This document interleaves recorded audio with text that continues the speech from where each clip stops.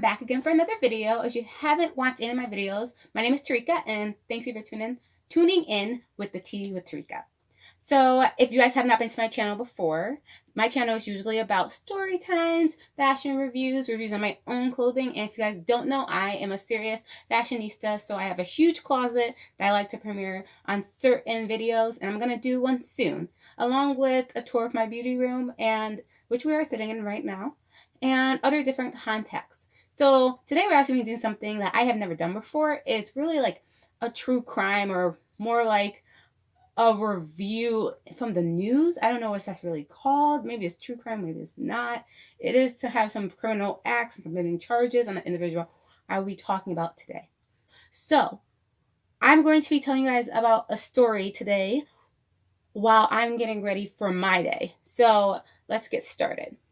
So I have never met somebody who, or even had like any like association with somebody who has like pinning charges, especially against like a celebrity. So this is going to be very new. So my story is going to start off with, who knows Michelle Mootreddy? I cannot talk. Mootreddy. Mootreddy.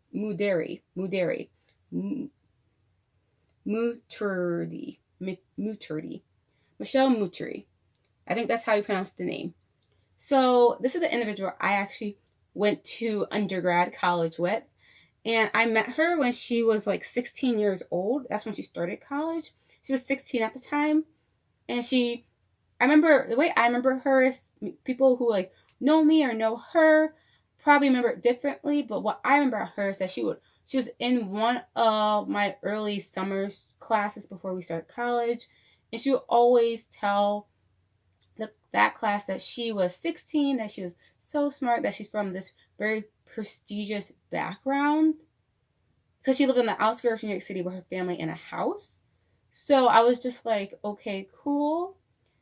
But then there's like another side of her that I've heard, that she would tell people that she's from a very poor and very low class background to basically fit in with the population that was currently going on, because there was like low income students that were around her.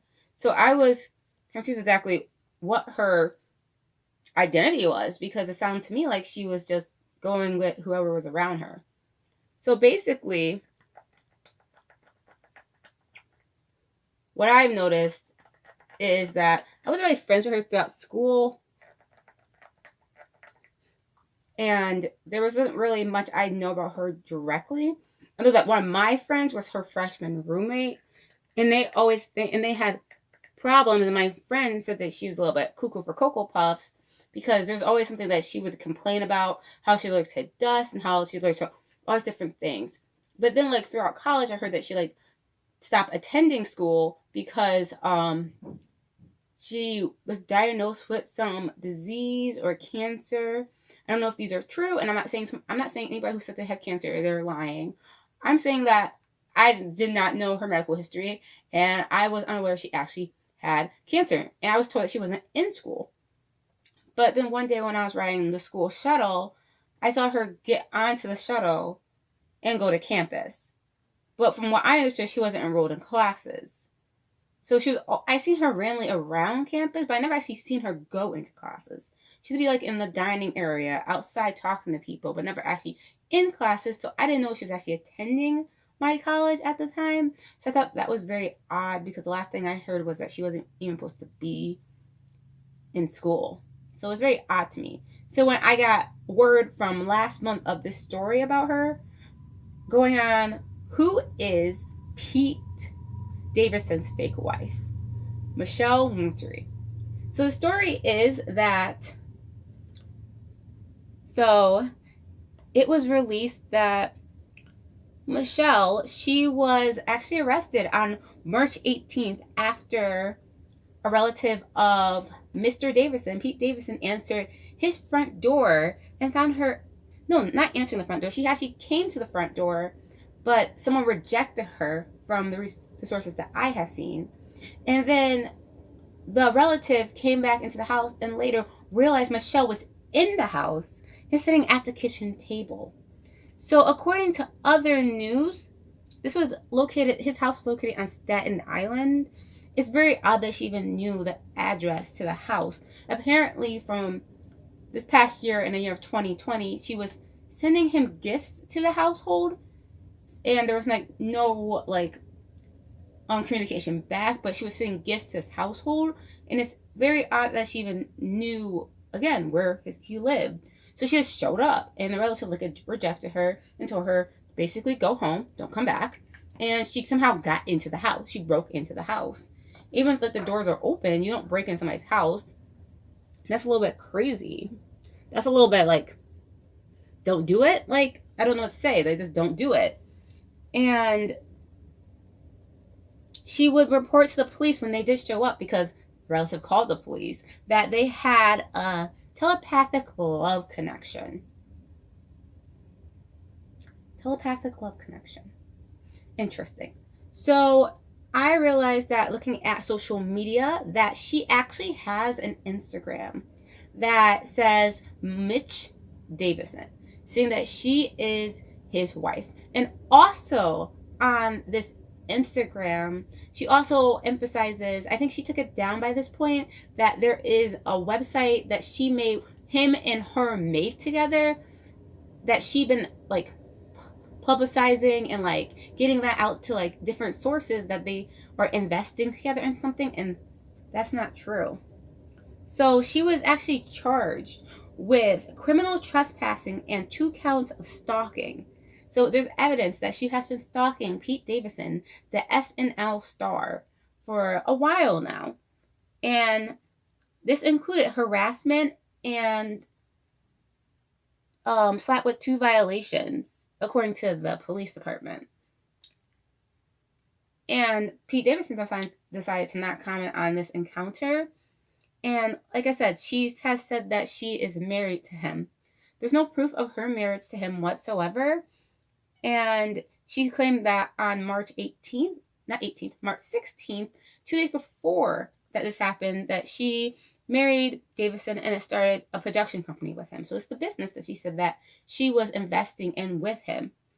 In the announcement, she claimed that Davison and her were childhood friends, married, and launched Bodega Cats Presents. So a production company. So I don't know if this is true, if she actually knew him from childhood. It could be possible. He is around the same age. He is pretty young. But as well, it's very less likely that they actually knew each other, and it's very proven that they're not married. So there's multiple pictures. You can look it up online. I'm right now looking at an article right now about it. And she said that this company that she had with Davison was to increase the diversity and belonging in the industry by diversity and by curating experience and having a cultural and social impact. Interesting. And since then, it has been deleted because it's a fake website. It's introducing stuff and people that are not actually involved. And it's basically just showing that she is putting his name connection with something that he's not connected with. From what we understand, even the spokesman of Pete Davidson didn't even want to comment on this. So it shows that he didn't want to be involved. He didn't know anything about this. And he definitely does not know Michelle. So if he actually knew Michelle, he would claim Michelle, correct? Am I correct or not? So it's very interesting that he's not putting any publicity on her, or even trying to claim that he knows her whatsoever. So going more into the story, like the attorneys already said that her claims are untrue and that he doesn't know who she is. So like I said, if he knew her, he would claim her, but he has not did so. So it's very interesting that she's trying to basically stalk him, send him presents, come to his house, and then when someone rejects her to not come in the house, she still enters. And they said she entered through the back door of the house to get inside.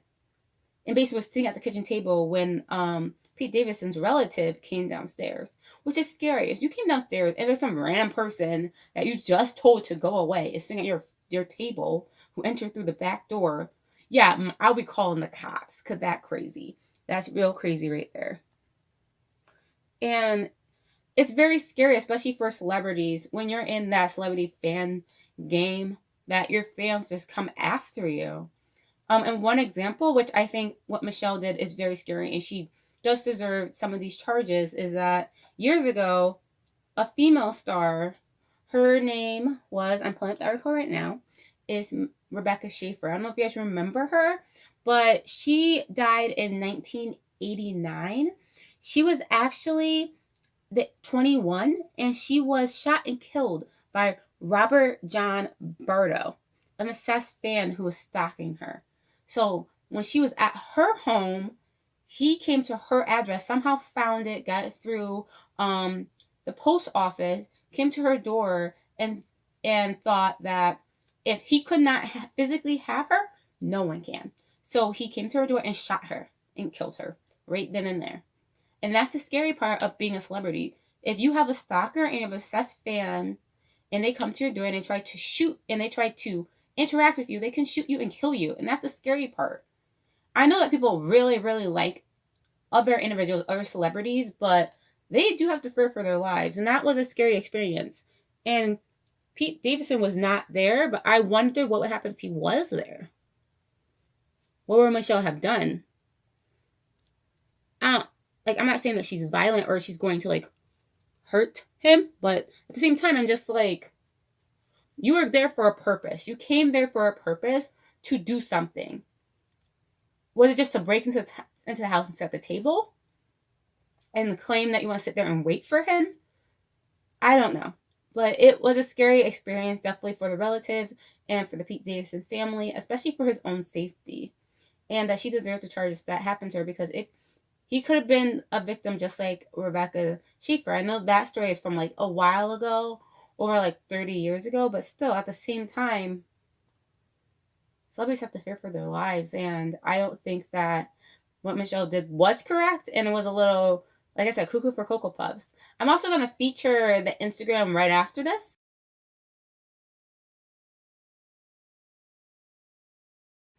So that's the Instagram showing that Michelle is Pete Davidson's wife and that she is still promoting it.